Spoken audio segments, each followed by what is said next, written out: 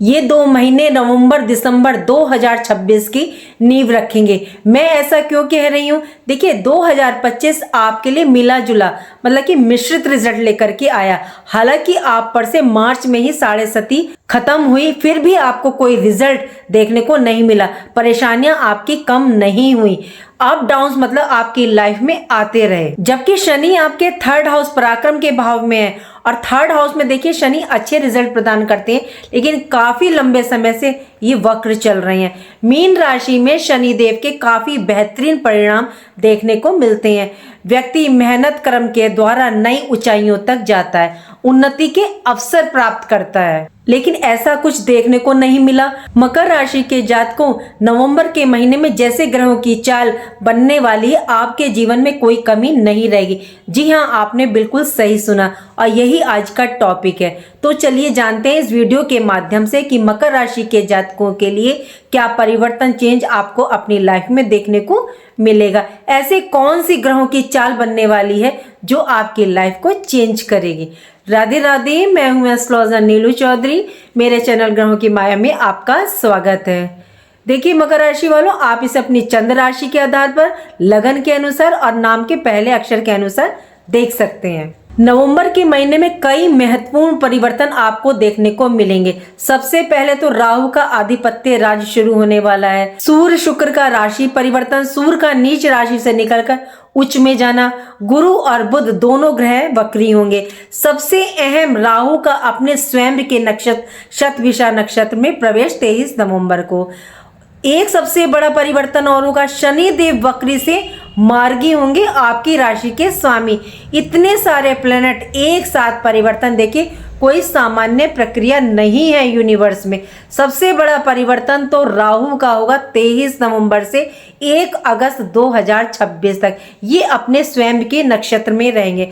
और देखिए जो तीनों ग्रहों का परिवर्तन हुआ है, मेन प्लैनेटों का, गुरु बृहस्पति का, शनि का, राहु का, ये काफी लंबे समय तक यानी कि 2026 तक असर दिखाने वाले हैं। इसीलिए ये आपके 2026 की नींव रखेंगे। 28 नवंबर से शनिदेव वक्री से मार्गी होने जा रहे हैं। यहां से आपको नई स्टार्टिंग, नया सवेरा होगा। एक नए भविष्य की, नए वर्ष 2026 की नींव रखेंगे। आपने देखा होगा कि आपके कार्यों में काफी परेशानियां देखने को मिल रही होंगी। जो कार्य मतलब आप सोच रहे थे, प्लान कर रहे थे, आप उसे मतलब इम्प्लीमेंट नहीं कर पाए।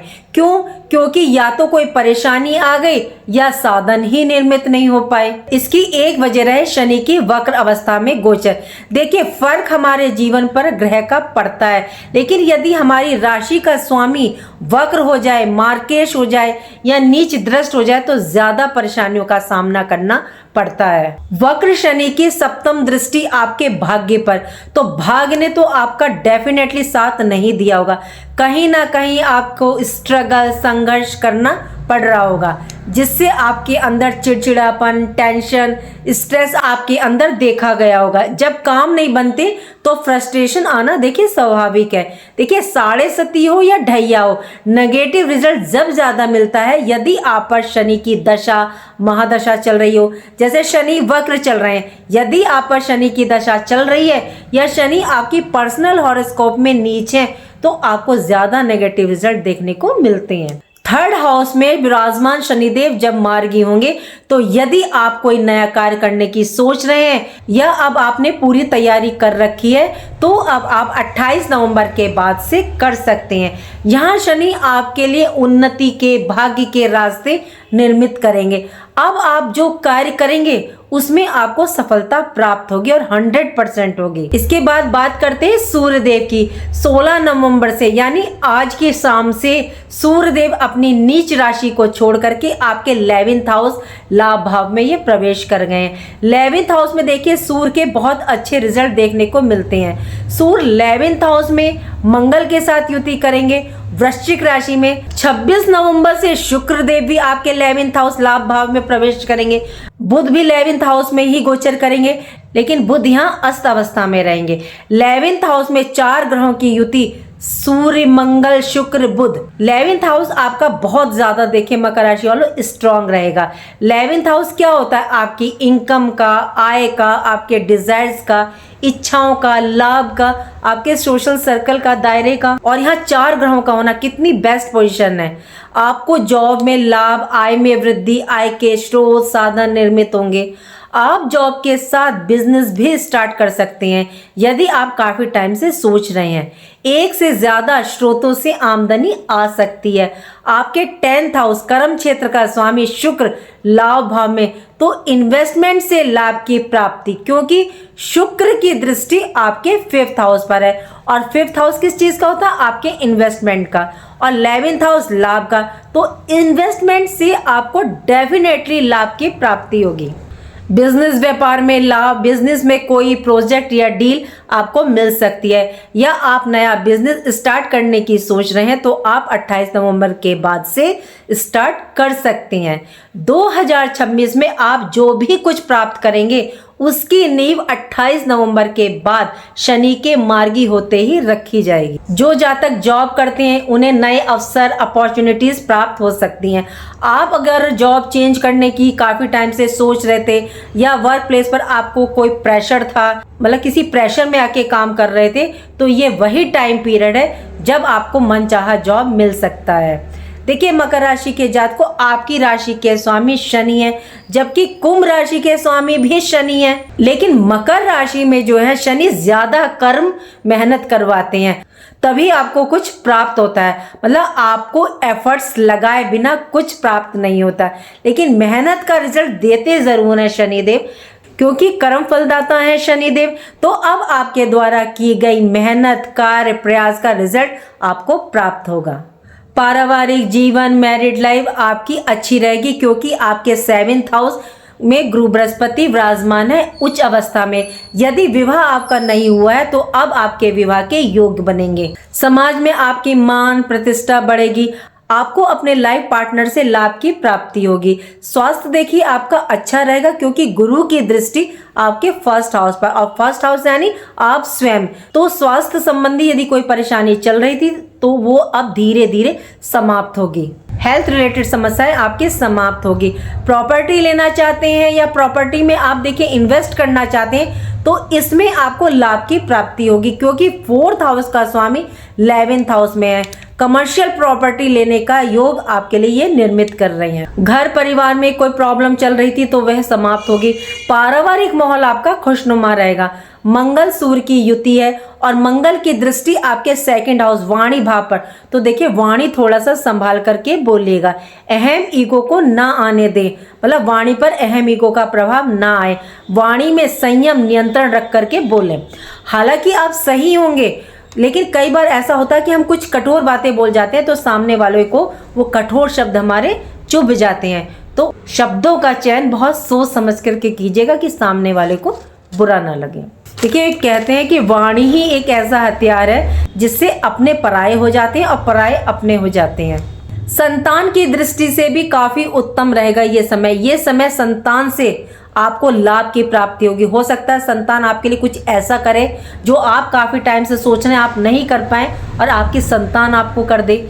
स्टूडेंट्स के लिए भी ये काफ़ी अच्छा समय है। जो डिसीजन आप लेना चाहते हैं एजुकेशन की दृष्टि से वो आप ले लें, वो आपका पॉजिटिव रहेगा। लव रिलेशन के लिए देखिए वैसे तो ठीक है, लेकिन रिश्ते में क्या थोड़ा सा अहम ईगो आ सकता है, तो उसको ना आने दें। कोई मिसअंडरस्टैंडिंग थी तो वह दूर होगी। यदि आप विवाह करना चाहते हैं, मतलब लव रिलेशन को आप मैरिज में कन्वर्ट करना चाहते हैं, तो इसके पूरे पूरे योग बन रहे हैं। आप दोनों एक दूसरे की इच्छाओं को पूरा कर सकते हैं। देखिए ध्यान कहाँ रख करके चलना है, जो सबसे जरूरी बात है वो रखना है आपको केतु देव पर। क्यों? क्योंकि केतु देव आपके 8th हाउस में विराजमान है। वर्क प्लेस पर ध्यान रखें कि किसी कार्य में आप फंस ना जाए या कोई इल्जाम आप पर ना आए। वर्क प्लेस जहां आप जॉब करते हैं तो थोड़ा सा सतर्क रहिएगा। कर्ज देने से इस टाइम थोड़ा सा बचिएगा। यदि दिया तो वापसी के चांस देखिए बहुत कम है। क्यों? क्योंकि 6th हाउस के स्वामी आपके 11th हाउस में अस्त अवस्था में है।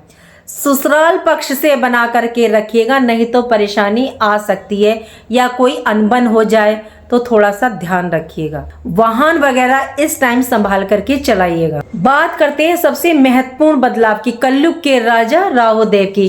23 नवंबर को होने वाले एक बड़े ग्रह गोचरी परिवर्तन की। यह गोचर देखिए लगभग 7 वर्ष के पश्चात हो रहा है। 23 नवंबर की दोपहर 1:22 पर राहु महाराज शतभिषा नक्षत्र के चौथे चरण में प्रवेश करेंगे और ये राहु का देखिए अपना स्वयं का नक्षत्र है और राहु वक्र गति से चलते हैं। ये नक्षत्र तीनों नक्षत्रों में सबसे शक्तिशाली माना जाता है। देखिए इनके 3 नक्षत्र होते हैं, स्वाति नक्षत्र, आद्रा नक्षत्र और शतभिषा नक्षत्र। ये जो शतभिषा नक्षत्र है ये सबसे पावरफुल माना जाता है। राहु का शतभिषा नक्षत्र 100 हीलर्स 100 वेदों की तरह कार्य करता है और जो अंडरवर्ल्ड के काम होते हैं, जो 2 नंबर के काम होते हैं, उसके लिए भी देखिए शतभिषा नक्षत्र को देखा जाता है कि आपको सफलता मिलेगी या नहीं मिलेगी।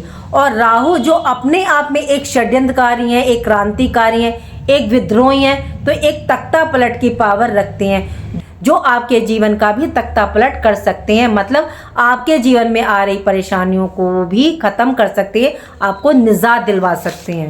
राहु आपके 2nd हाउस धन भाव में विराजमान है। इनका कोई भी रिजल्ट अभी तक आपको प्राप्त नहीं हुआ क्योंकि ये बलहीन थे, डिग्री वाइज काफी कम थे, जिसे मृत अवस्था बोली जाती है। 2nd हाउस में राहु कुंभ राशि में काफी मजबूत स्थिति में है क्योंकि ये यहाँ अपने स्वयं के नक्षत्र में अब प्रवेश करेंगे। 23 नवंबर को तो राहु यहाँ अचानक धन प्राप्ति के योग निर्मित करेंगे। 28 नवंबर के बाद से ये पोजीशन और भी आपकी स्ट्रांग हो जाएगी।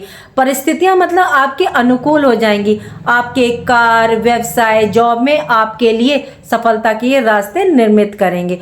लेकिन राहु की प्रकृति है ना कि ये 2 नंबर के कामों से मतलब उल्टे कामों से पैसा धन लाभ करवाते हैं, मतलब गैम्बलिंग, ट्रेडिंग, शेयर मार्केट से। तो इसके लिए आप अपनी देखिए प्लीज पर्सनल हॉरोस्कोप को चेक कीजिएगा कि आपकी पर्सनल हॉरोस्कोप में राहु की पोजीशन क्या है। पता चला कि आप राहु के षड्यंत्र में फंस गए, आपने पैसा लगा दिया और आपको नुकसान हो जाएगा। सो प्लीज चेक करें। लेकिन हाँ, लॉन्ग टर्म इन्वेस्ट करना चाहते हैं तो उसके लिए ठीक है, लॉन्ग टर्म की दृष्टि से उत्तम है। कुल कुटुंब परिवार में झगड़े करने से बचें, वाणी पर कंट्रोल रखें। सरकार के द्वारा भी देखिए 2nd हाउस के राहु दंड दिलवाते हैं, जुर्माना लगवा सकते हैं, तो सो बी केयरफुल।